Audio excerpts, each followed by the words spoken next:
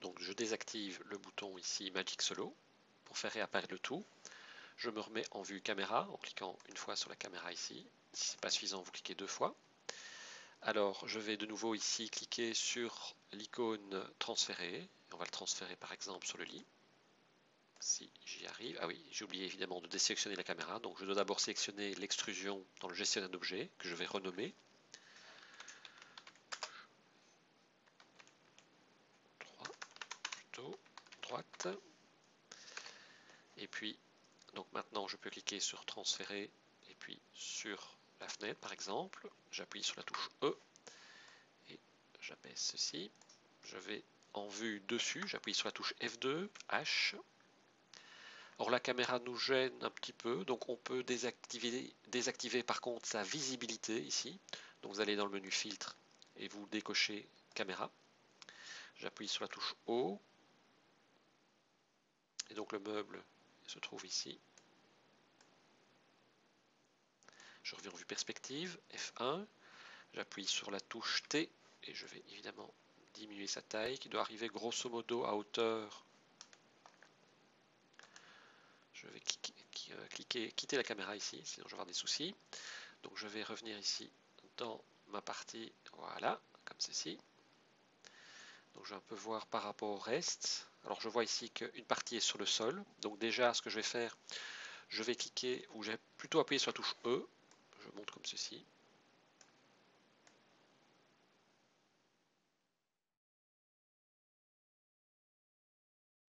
Voilà. J'appuie sur la touche T et je me positionne plutôt comme ceci. Alors le S est un petit peu trop loin. Donc je peux remodifier la typographie ici. Donc de nouveau en allant dans texte, j'appuie sur la touche 0 du clavier. J'encadre les points qui sont situés à droite. Puis je me positionne plus ou moins comme ceci.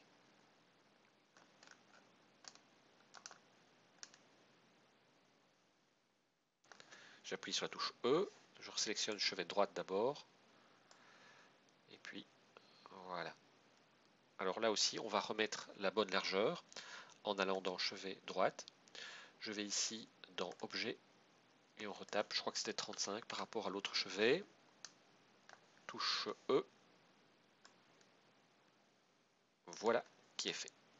Vous enregistrez votre travail, fichier enregistrement incrémental. Nous continuons notre travail. Cette fois, nous allons tenter de modéliser le réveil radio qui se situe ici. Pour y arriver, avant de modéliser l'objet proprement dit, je vais créer l'illustration sous Photoshop. Donc je lance le programme Photoshop.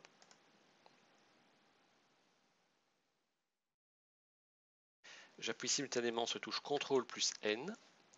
J'indique une valeur de 600 pour la largeur en pixels, de 400 en hauteur. Compte tenu de l'arrière-plan doit bien être en blanc. Je clique sur le bouton OK. Nous allons tenter de trouver le milieu de cette illustration. Comment? Eh bien, en jouant avec les repères. Alors, si la règle n'est pas apparue sur l'écran de Photoshop, c'est tout simplement le raccourci clavier CTRL plus R. Donc, CTRL R, elle réapparaît. Je clique, peu importe où dans la règle, je descends, et puis je vais me positionner au milieu. Alors, vous voyez ici, vous avez chaque fois des unités différentes, mais si j'appuie continuellement sur la touche majuscule, ça va de 5 en 5. Je vous rappelle que la hauteur était de 400, donc je dois aller jusqu'à 200. Voilà, c'est parfait. Même chose de l'autre côté, je clique et puis je ne lâche pas le bouton gauche de la souris. Et là, en appuyant sur la touche majuscule, la longueur était de 600, donc je dois arriver jusque 300 pour trouver le milieu qui se trouve à cet endroit précis. Je vais faire ensuite appel à l'outil dégradé qui se trouve ici. Donc l'outil dégradé, je clique dessus. Faites attention, pas l'outil pot de peinture, mais bien l'outil dégradé. Je clique dans le rectangle de couleur en bas de édition, juste en dessous. Là, vous avez ici deux petits carrés. Vous cliquez sur le carré de droite. Vous cliquez même 2 fois.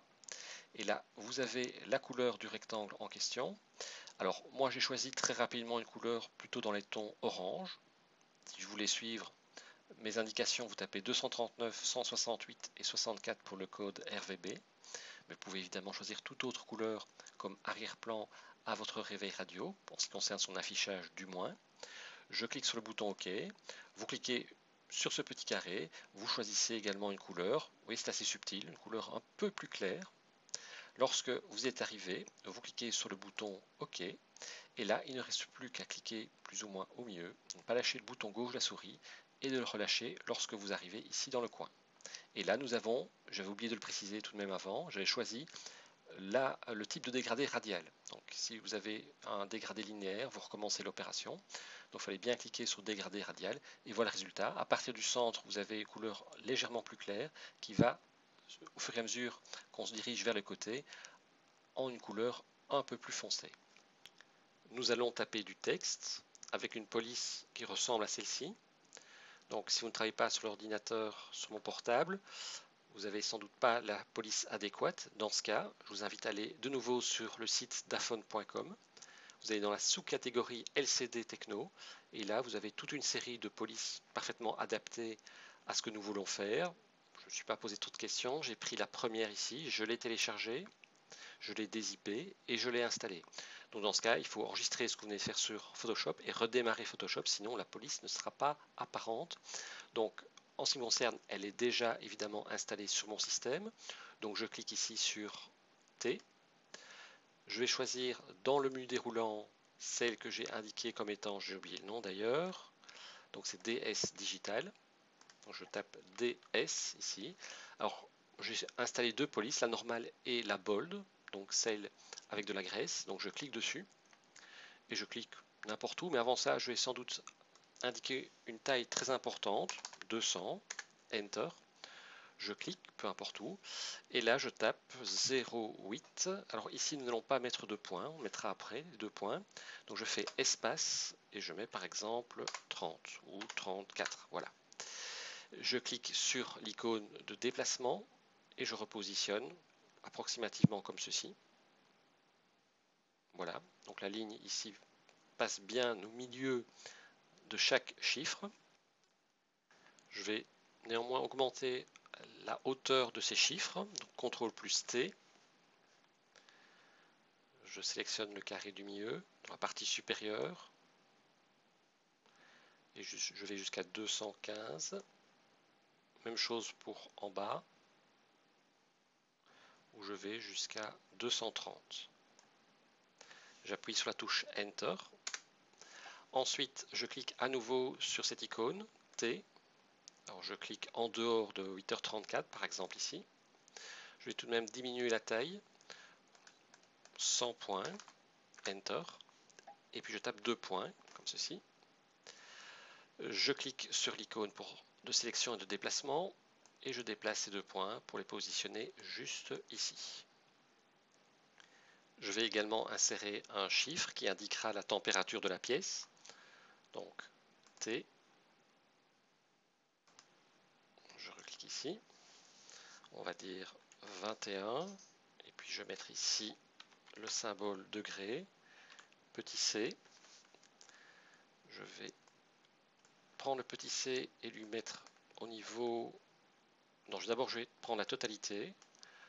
Et là, je vais choisir du 72. Oui, 72. Et le C sera encore plus petit, du 48. Je sélectionne et je vais le positionner. Par exemple ici, on cède chaque fois du magnétisme. Ensuite, je vais également, cette fois-ci, dupliquer dans la pile des calques. Donc je sélectionne bien 21 degrés. Je fais un clic droit et je choisis dupliquer le calque. Je clique sur OK. Je déplace. Et là, ce sera tout simplement la date du jour. Donc, je clique sur T, ou je clique 2 fois, c'est aussi la solution. Et puis là, je vais indiquer, par exemple, donc nous sommes le 3 du 3 2015. Oui. Je vais également ajouter un petit symbole AM, qui signifiera qu'il s'agit bien de 8h34 du matin et pas de l'après-midi. Donc, je clique, et puis je reclique sur T, je clique ici, et là je tape AM. ceci, on peut changer de police, prendre par exemple l'impact. Je tape impact régular. Là, je vais diminuer à 48 ou même à 36. Je déplace et je le positionne ici. Malgré tout, il y a un certain déséquilibre entre la partie inférieure et la partie supérieure.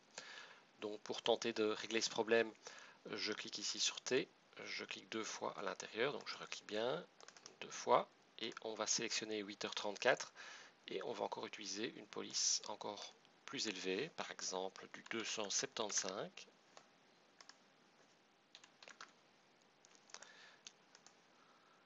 que je vais replacer ici, comme ceci. Je vais replacer également les 2 points.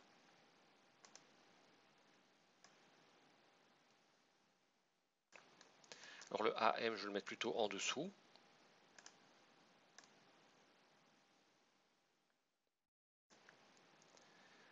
Je vais conserver l'endroit où se situe la température et la date. Simplement, je vais les placer plus vers le côté.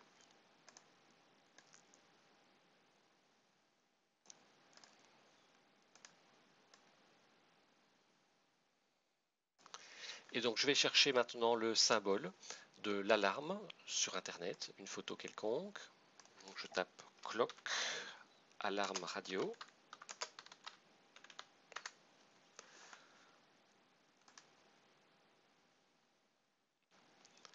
Alors, je vais peut-être plutôt taper logo en plus.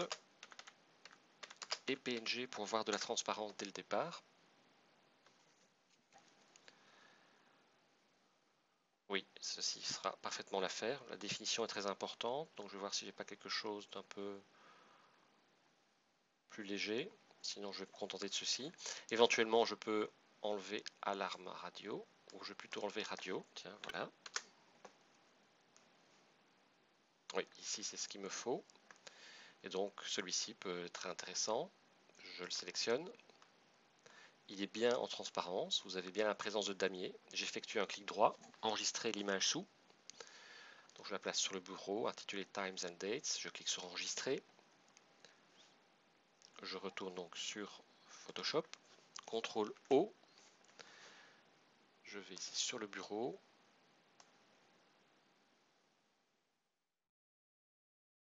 Times and Dates. CTRL A. CTRL C. Je reviens sur mon travail de départ. CTRL V. CTRL T. Ensuite, j'appuie sur la touche majuscule pour garder les mêmes proportions. Je vais le d'abord appliquer et puis déplacer ceci à un endroit qui pourrait convenir.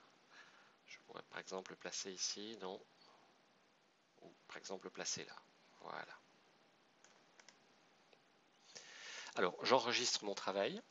Donc, fichier enregistré sous. Je vais garder ici le format JPG. Donc, je vais taper par exemple clock. Vous enregistrez où vous voulez, soit dans le dossier image, soit sur le bureau. Bon, ici, je vais garder le dossier image. Bien en JPG, je clique sur enregistrer. Là, je mets la qualité au maximum et je clique sur le bouton OK. Nous retrouvons sur Cinema 4D.